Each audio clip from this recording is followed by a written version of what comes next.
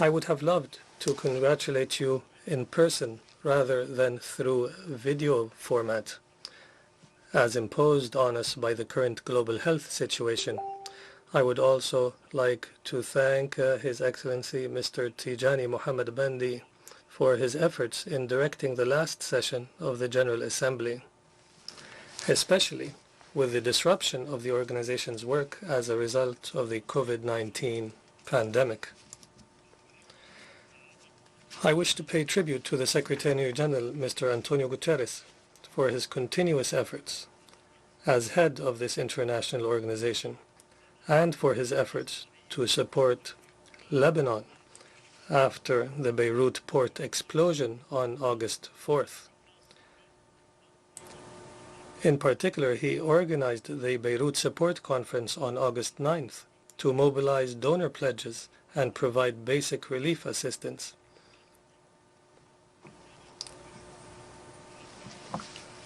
At the commendable initiative of French President and friend Emmanuel Macron. Moreover, on my own behalf and on behalf of all the Lebanese people, I wish to extend our thanks to all heads of state who participated in the conference and offered support, as well as to all brotherly and friendly countries, governmental and non-governmental organizations, all who have rushed to provide aid and assistance. In particular, I wish to thank His Holiness Pope Francis, who dedicated a universal day of prayer for Lebanon. All of this assistance has had a huge positive impact on our country and our people. Practically, it provided urgent medical and food relief, along with reconstruction materials. Morally, this great solidarity made our people feel they are not alone, but rather have in this world brothers and sisters in humanity who did not hesitate to support us. Beirut today, ladies and gentlemen, is trying to rise from its ruins. Indeed, with the solidarity of all the Lebanese people and your support, it will heal its wounds and rise, as it has done over and over again throughout history. The earthquake-like explosion that hit our capital left a deep scar on the Lebanese conscience. Indeed, the images of victims and the pain of the injured and the tears of those who lost loved ones will never be wiped away. Material damage is unprecedented. The port of Beirut, the vital crossing for economic activity in Lebanon, was not only destroyed, but around 200,000 residential units were also damaged. Many of them are uninhabitable. Almost 300,000 people lost their homes with winter approaching. In addition, the infrastructure, the power grid, and the water network have been tremendously devastated.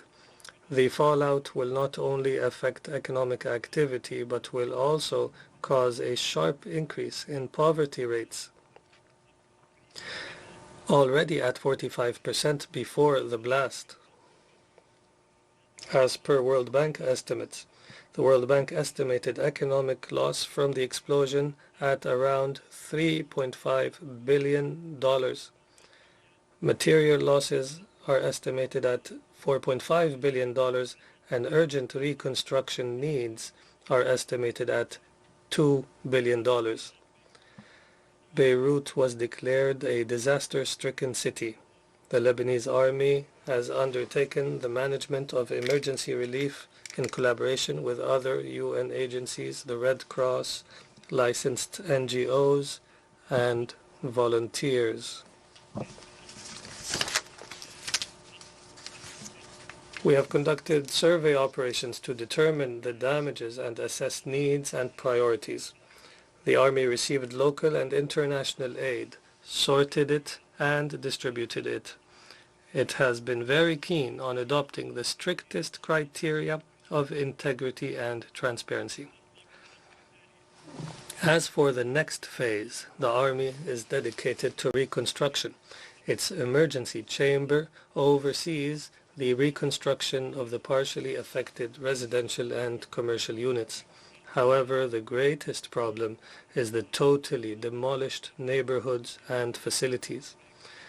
There is a tremendous need for support from the international community to rebuild them. The soundest solution may be to divide the devastated area into geographical zones and let every country that wishes to help commit to a specific zone and undertake its reconstruction directly. In the course of the investigation, all of Lebanon wants to know the truth and to see justice done.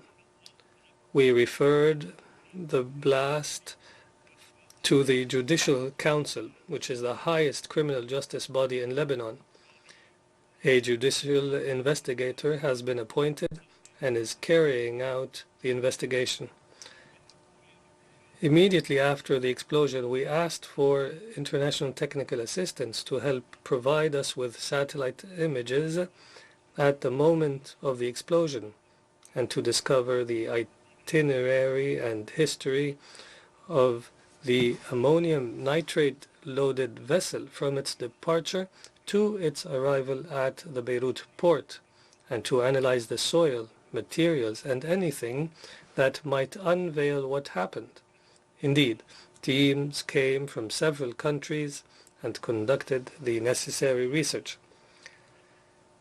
We are still awaiting information about the mystery of the vessel and awaiting satellite images to clear the ambiguities in this part of the investigation. The results will be delivered to the Judicial Council under Lebanese sovereign jurisdiction. Ladies and gentlemen, Lebanon is in the middle of an unprecedented crisis. Calamities have erupted all at once. A severe recession due to the economic and financial situation, the COVID-19 crisis and its repercussions, and finally the Beirut port disaster. Lebanon's very core has been stricken from both a humanitarian and economic perspective. The situation is extremely critical. In addition, the Syrian displacement crisis has been lingering for 10 years. Although Lebanon is not an asylum country and its constitution does not accept final settlement, it has addressed the displacement based on humanitarian principles and international law, in particular the principle of non-refoulement. However, today, amidst Lebanon's successive crises, the number of displaced persons amounts to 1/3 of Lebanon's population. The displacement has exacerbated the economic, social, health, and humanitarian problems of the host community. Lebanon demands intensified endeavors for the safe and dignified return of the displaced persons, without linking it to a political solution in Syria, in particular since most of the Syrian territories have become safe. The Lebanese government seeks help in implementing the plan it has adopted for the return of the displaced Syrians, in particular since circumstances for the return are more favorable now.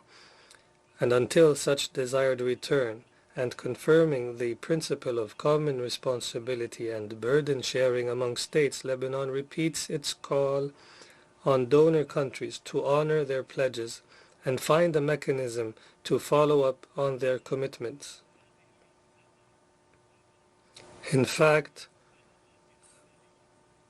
there is a need to double their financial contributions and provide direct assistance to Lebanese governmental institutions and host communities in line with Lebanon's response plan adopted in collaboration with the United Nations.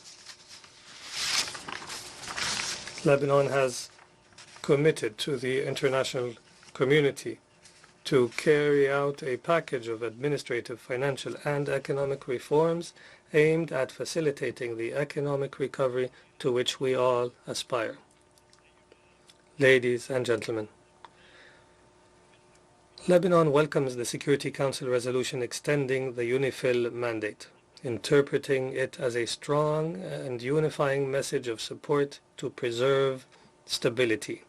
It lauds UNIFIL's sacrifices and grants priority to preserving the safety of its personnel and ensuring their protection. Lebanon highly appreciates the close and continuous cooperation between the force and the Lebanese army. In this context, Lebanon reiterates its commitment to the full implementation of Resolution 1701 because we believe that it will consolidate the foundations of stability and security in South Lebanon and will benefit the entire region's stability.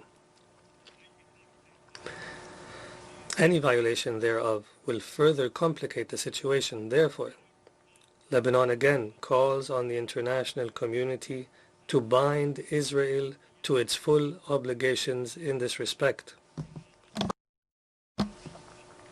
Israel must cease its land, sea, and air violations of Lebanese sovereignty and stop trespassing in Lebanon's airspace, using it to strike Syrian territory. The international community must urge Israel to cooperate fully with UNIFIL, demarcate what remains of the Blue Line, and immediately withdraw from northern Ghajar and the Sheb'a farms and the Kfar Shuba hills. Lebanon emphasizes its absolute and full rights over its territorial waters, its natural oil and gas resources, and all of its maritime borders according to international law. It looks forward to the role of the United Nations and friendly countries to help ascertain its rights. It specifically requests the U.S. mediation for the necessary negotiations to define and delineate its maritime borders according to international law and in a manner that preserves Lebanon's sovereignty and rights over its resources. Today, 75 years after the inception of the United Nations, and in light of increased dialogue about solutions in the Middle East, we reiterate our attachment and commitment to the principles on which this organization was founded. Most notably, we commit to the inviolability of internationally recognized borders. We underscore that any negotiations, regardless of their formula or the party conducting them, must take into account sustainable solutions sponsored by concerned parties and in various UN resolutions, notably Resolution 194, which guarantees Palestinian refugees the right of return. In this context, we would also like to recall the 2002 Beirut Peace Initiative, also known as the Arab Peace Initiative. On the first centenary of the proclamation of Greater Lebanon, we can only affirm that the Lebanese people in all their diversity continue to keep Lebanon great and unified without division or partition. Ladies and gentlemen, this is the first time in the history of the United Nations that the General Assembly session is held virtually because an invisible virus has prevented us from meeting together and compelled us to communicate through video recordings. There is no doubt that the world after COVID-19 will not be the same as before. We hope that it will be a more humane world after we were all united by the helplessness of experiencing the loss of a loved one and the loss of oxygen. Lebanon and its people experienced great sympathy after disaster struck Beirut. Many countries and people rushed to express their solidarity and extend a helping hand. Perhaps our world has reclaimed its morality out of Lebanon's suffering, and perhaps humanity has regained some of its stature in a materialistic world marked by the use of force and injustice. The theme for this year's meeting is reaffirming our collective commitment to multilateralism through multilateral action. This is an encouraging signal for the future we want and for the United Nations we need. It can be summarized with one expression: solidarity for good.